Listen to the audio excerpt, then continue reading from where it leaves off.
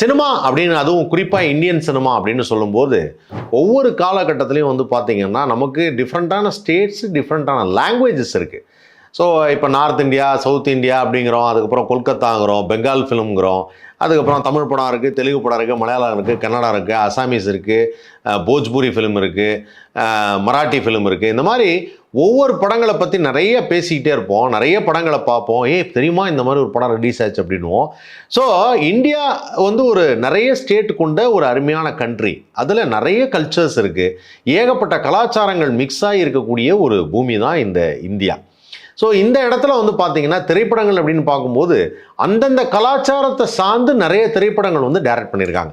So Tamil கலாச்சாரம், தமிழில் இருக்கக்கூடிய கிராமங்கள் எப்படி இருக்கும், நகரங்கள் எப்படி இருக்கும், நம்மளுடைய பழக்க வழக்கங்கள் எப்படி இருக்கும், நம்மளுடைய வேறுபாடுகள் என்ன, எந்த விதத்தில் நமக்கு வந்து பிரச்சனைகள் வரும், என்ன மாதிரியான பிரச்சனைகளை வந்து அதிகமாக சந்திக்கிறோம், இந்த மாதிரி பொது பிரச்சனைகள் என்ன, இப்படிலாம் வந்து கதைகள் அமைஞ்சிருக்கு.